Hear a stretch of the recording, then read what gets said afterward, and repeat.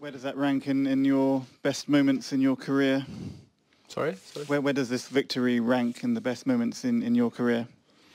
I think it's in general the best result for now for me in a Grand Slam. So it's, of course, it's one of the biggest victories for me. Karen, are you kind of based? Did I see in Monte Carlo? Is it most of the time, or No. Whereabouts do you base yourself and train?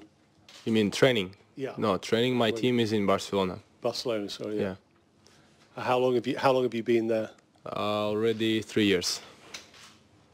I've been working with the same team, in Barcelona. And how do you view the prospect now of playing the world number one?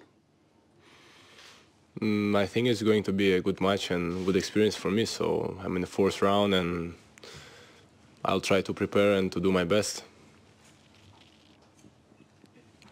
Will you have a word with your compatriot Andrei Kuznetsov about his encounter with Murray in the first round and what worked for him there? Because I think you have the same coach, don't you?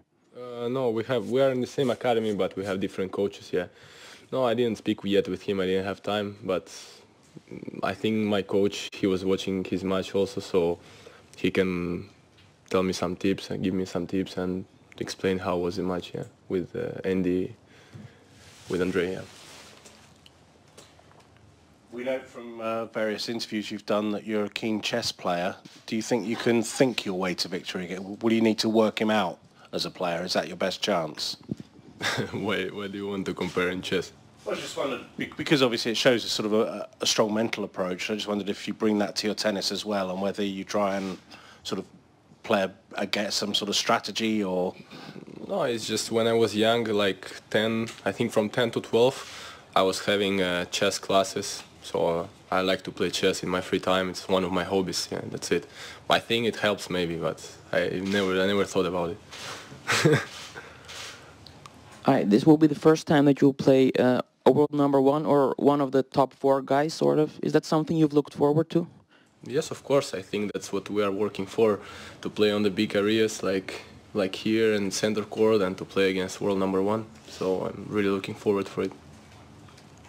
Andy said that you've practiced together a little bit. Sort of how many times have you practiced together, and what did you make of his game from that experience?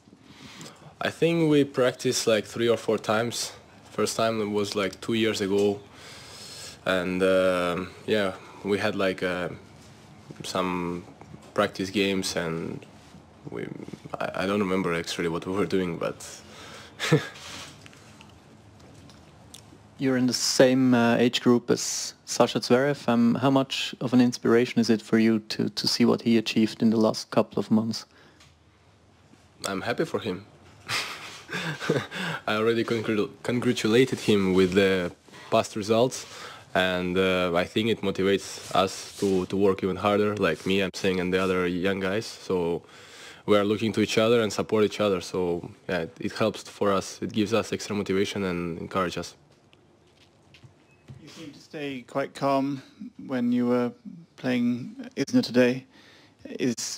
Are you somebody who doesn't get too stressed on the big courts against the big players, you think?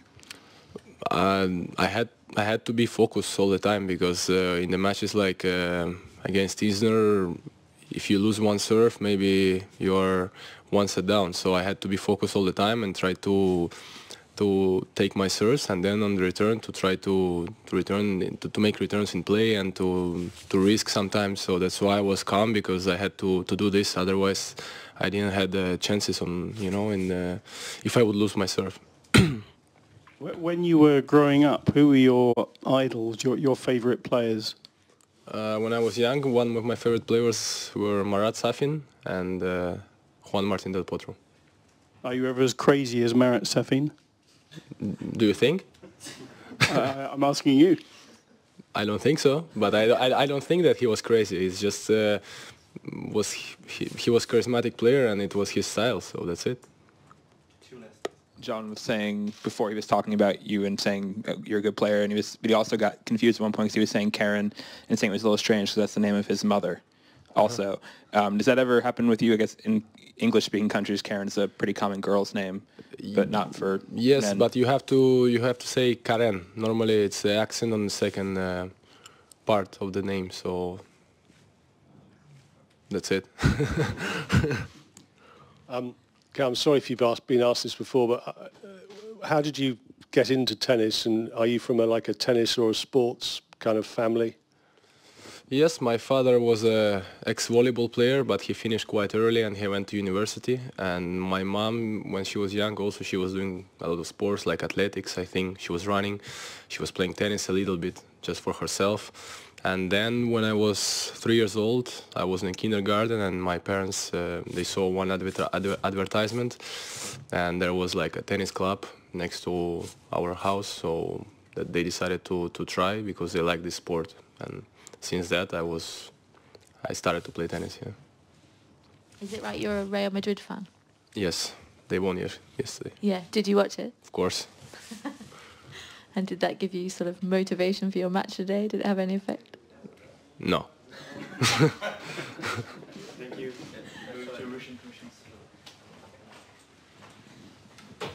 Thank you.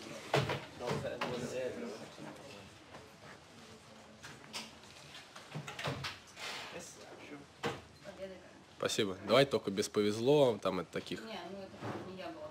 Да, я понял. Была у вас через 48 выигранных геймов на подаче? Не знаю, не задумывался. Но, наверное, нет, потому что из 5 сетов я не так много матчей играл, поэтому думаю, что нет. То есть, да, ни одного брейка не отдал, ни на одной своей подаче. Думаю, что не было такого. Ну, конечно, особенно в матче с такими игроками, я же, как сказал уже, Джон Изнер, то, что надо держать концентрацию весь матч и каждую свою подачу играть на максимуме, то есть, конечно, это придает уверенности, когда я смог удержать все свои подачи.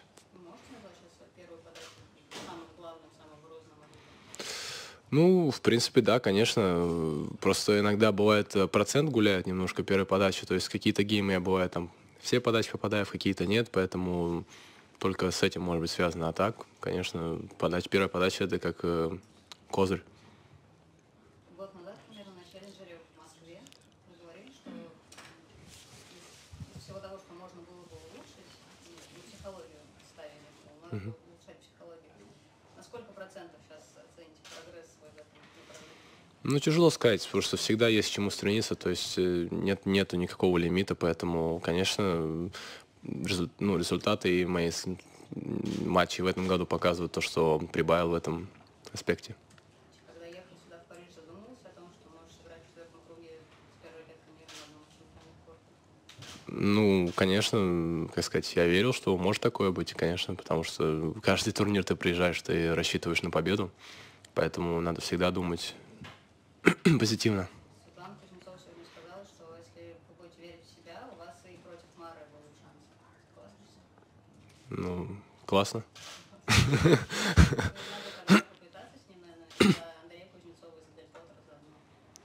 Да нет такого, что я за них как бы буду играть, я буду за себя играть.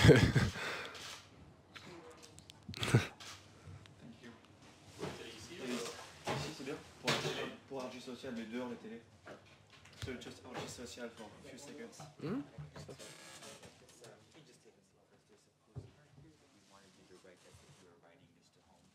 What? We want you to fill out this postcard as if you're writing it to someone from home, either your friends or family, just from here saying, you for Roland Garros. But do I have to write the address? No, you don't have to write that. You can just write, a message here, and you can sign it at the bottom.